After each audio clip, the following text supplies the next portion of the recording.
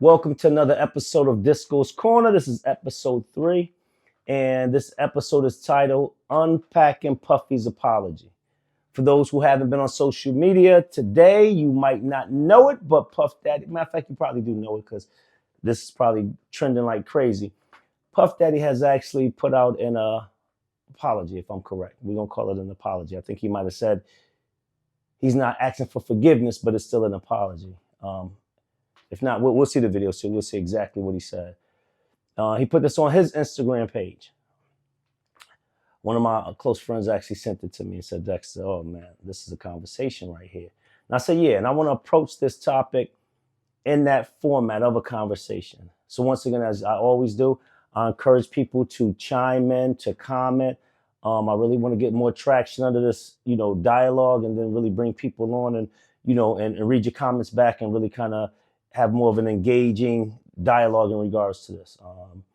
When I do these, let's say, bits or informational pieces, following what's going on in the media, I'm not going to do it off of everything that takes place. I'm going to find the moments that are key moments and speak on those because those might have further, deeper stories that we can pull back the layers and start really looking at what's going on. And that's how I want to approach this topic here. I want to kind of see about pulling back the layers. There's a lot to unpack with this apology or what he did, right?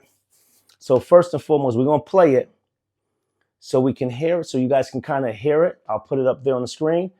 And then I want to give you my opinion on the whole thing, the apology, how it comes off, the sincerity of it, or just my take on it, right? So let's get into it, right? So we're going to start by just playing the apology. Okay, let's go here. And darkest time. Here we go. It's so difficult to reflect on the darkest times in your life. Sometimes you got to do that. I was fucked up. I hit rock bottom. But I make no excuses. My behavior on that video is inexcusable. I take full responsibility for my actions in that video. I'm disgusted. I was disgusted then when I did it. I'm disgusted now. I went and I sought out professional help. I had to go into therapy, go into rehab. I had to ask God for his mercy and grace.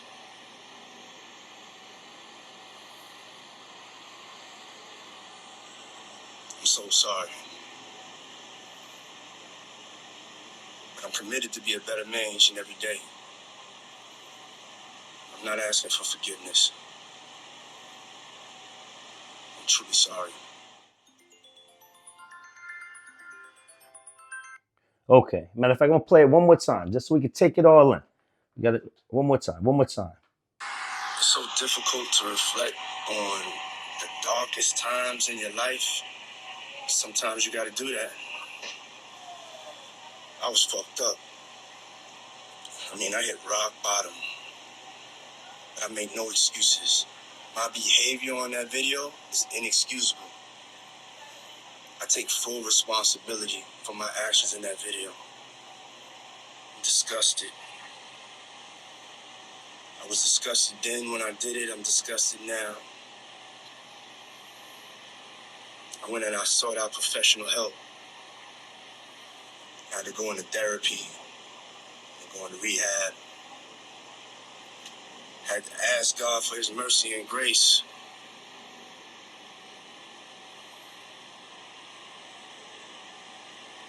I'm so sorry. But I'm committed to be a better man each and every day. I'm not asking for forgiveness. I'm truly sorry. Okay. All right. So I'm gonna start here and say Puffy decided that he wanted to address the video that we've all seen on social media that I did on episode 2 of Disco's Corner. And he wanted to kind of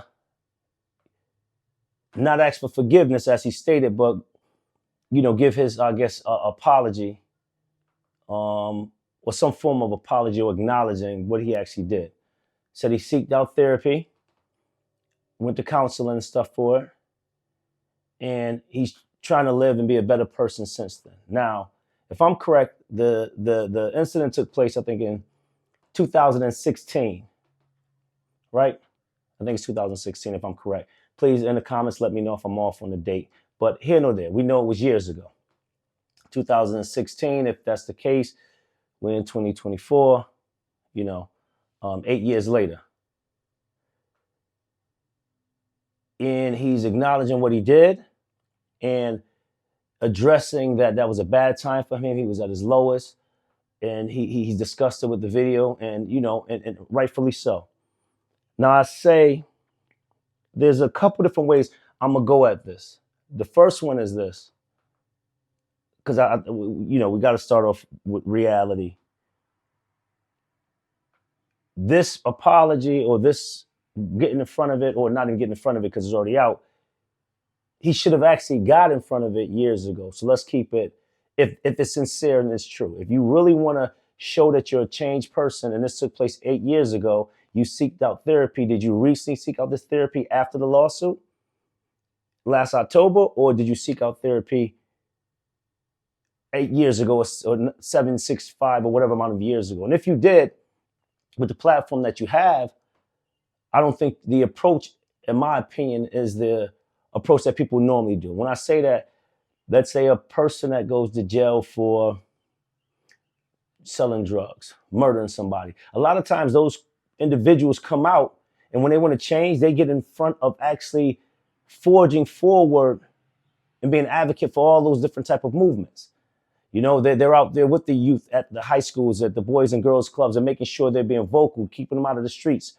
If it's that thing here, or when it comes to violence and controlling anger and all those type of things, that they try to do that. So we know those actions didn't take place. For the most part, we've seen more of Puffy being Puffy over these last few years. So that right there is, even if he did the action, because I'm not saying he did not take those steps, did the seed plant roots and grow and turn into something? I'm not saying it did or didn't. I know he started calling himself with a Mr. Love. Didn't really see too much of what Mr. Love was in regards to probably addressing some of those behaviors that we've seen, if he's a changed person. So I want to say that's my opinion on that. I want to go somewhere different with this whole Puffy situation and what he does and what he has done, and understand, first of all, power is, like I said in the last video, power is some shit, right? People, when they have power, and I don't care if it's entertainers, whatever you want to go, all the way back to kings and queens, whatever it is, power is something that, when it's not controlled, it can be extremely damaging to individuals, themselves or to others, or it can be a gift, right? People, depend on how you use the power. You can do good with power or bad with power. And we see a lot of times people get reckless and go crazy the more money and power they get in a situation or in a job, career, or environment. A lot of times people are reckless with it. Now, with that recklessness, I want to kind of dig a little. Let's pull another layer back. Sometimes it's not just the person, or it's not really what the person intended to do. They evolved. And a lot of that evolution with people, in my opinion, deals with the company that they keep. And I say that to say this. One thing that me and my people's got, we always do this. And they know me. I tell people 24/7, yo, check me. You see me wilding out, check me. No, don't let me wild out in Vegas. I don't care what we might be doing, what we might have acquired, how we move, whatever it is. Check me. Why? Because you can't let me wild out, or I can't know the limitations, or let me say, not see the lines. You know what I'm saying? And if I don't, I need people in my corner that's going to back me up and check me on those movements. a lot of times I feel like, especially when it comes to entertainers, and unfortunately, a lot of entertainers that come up from the struggle, come up from where we come from, they don't have the right people in their corner to check them. They don't keep that team with them. They don't have people that they look up to. The more power they gain, they no longer become a person that can be told what to do or what not to do, or given that advice. And to me, that starts the downfall of a person, or puts those certain things in place where eventually it'll be easy downfall because you have no balance there. If you feel like every movement you make and every action you make is right, then eventually you will have no true view of the world, because your world will be whatever you make it to be. And I say that to say that I feel that Puffy, through his growth as being this big, you know what I mean, polarized mogul that we know him to be, or have what he was, he had more yes men around him than anything. He brought him in. Probably anybody that might have checked him, he probably kicked him out the door. Now, who you telling me you got to go? And allowing that to be his environment put him in situations where he thought he can do anything. I know a lot of people, hit me up and saying, yeah, but Cassie to blame as well. She knew what was going on with Kim Porter. That was a young girl. You take a young person and bring them into a whole new lifestyle and parade them around, and you show them all these different celebrities that, you're the top of the culture to some degree. You are this individual. Is it easy to get any young person's mind blown in any way that they'll stick with it and stay with it no matter what's going on, and laugh at somebody else going through it and not think it's going to ever happen to them? We know these things are all possible. Let's make sure we understand that a lot of times when we kind of not put blame on the victim, but say, I'm not that sorry for the individual, we got to understand that that person didn't put themselves in that situation. It's almost like blaming a kid that parents spoiled them and this, that, and third here, then things start happening, and we never looking back at the parents, and we just saying, yeah, no, man, we got to look back at the parents and understand that they have ownership with that, and they're part of the reason that conditioned that kid. And if that kid is going reckless to some degree, other than these bad seeds, because there are some bad seeds out there, most of that stuff deals with the parents. So we can't be like, was that kid here? That's a big, and I'm talking about younger infant stages. Not talking about when they get older and they need to start processing their examples and their experiences and moving a little bit differently with their own scruples and morals and values. I'm talking about when they're young and they just don't know any better because it's what they've been allowed to do. And what people are conditioning them to saying, what they know is, you laugh at this and somebody get hit, you laugh. Why? Because the parents laughing. I'm talking about that type of stuff there. So we have to make sure that we're not looking at the victims as nothing other than being victims. We can't start looking at them as being part of the problem. This apology, getting back to the apology, if I can say something to Diddy, I say, Diddy, listen. Number one, running out there on social media to do something like this, you're damned if you do, damned if you don't. And that's what we have to understand. The reality of this is, if he didn't do it, half of the people would be bashing him, saying Puffy didn't even come out and apologize. He didn't say anything. He didn't acknowledge what he did. He should have spoke about the tape faster. He should have did it the day after. He did it. But who gives a damn if he did it at the end of the day? Because it's a fucked up action. There's nothing you can say that's going to soften the blow of how that hit people when we visualized it and we saw it, what that individual went through. That was like, for a man, we can only look at that as being, that must have been a dude. Wait, hold on. Who he grabbed and threw down like that and kicked in the face and stomped in? Those actions, those are over the top. You in a dark place like that, okay. Don't know how dark of a place, and I'm not even going to speak on that, but from what we're hearing, allegedly, you've done this on several occasions, and not just with Cassie, excuse me. This is several individuals. So we got to add that into the pot, right? So when you come with this apology, remember that we have a lot of information that's been coming through this is not a one-off incident. This shows a pattern, and it's an extreme pattern. And your character has already been shown in many different lights of this is who Puff Daddy is and what he does. So I think that apology probably should have been more thought out. I won't even do it the way you did it, just the area. Give yourself a small, quiet spot where you just sit in a room and think about it. Think about what you want to address. And not even, I think the problem is when people do these apologies online, they don't think far enough to say, hey, wait, let me think about what I'm actually doing. Am I just apologizing or am I handling it like I should? I'm not just saying what I did, but I'm going for action. I'm saying what I'm doing next, what I'm working on now, what I'm working towards, what are the next things in place. So I'm not saying it's going to rectify anything, but sometimes you got to give more than just your words. People want to see actions behind the words to whatever degree, whether they're embraced, whether they're received by the person that you hurt or not. You got to do more than just saying some shit on social media because that's not flying. And when people do that, we take it, oh man, what is this? People are not trying to hear that. You got to go further than that. And a lot of times he's going further with there's no benefit to you because you might still be jammed up and people might still have that. But at least if you're going to be sincere about stuff, go the whole 100. Don't do this little 50 cent, or not 50 cent, you know what I mean? No, shout out to 50. This little way of doing stuff, man, you got to really give it your all in regards to showing that you are about change. And we got to see it. Everything's about saying it in today's time. Saying it means nothing. You know what I mean? Actions speak louder than words. So there's going to be more to come on this topic. Definitely give me your feedbacks of what y'all think.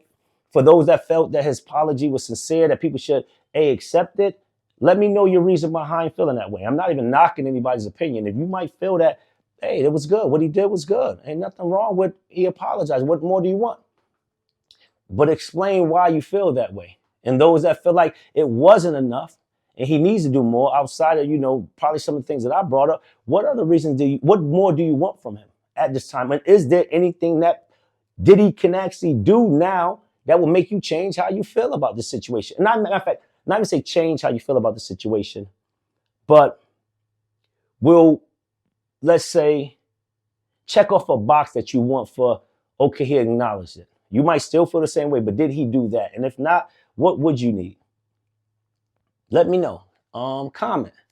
Make sure y'all subscribe, put on your notifications. We're gonna do this daily. So this is gonna be your news. I'm gonna try to bring you the news. If you missed out, you was at work, third shift, whatever, second shift, missing stuff going on, I'm gonna try to give you the key moments of the day and break them up in segments.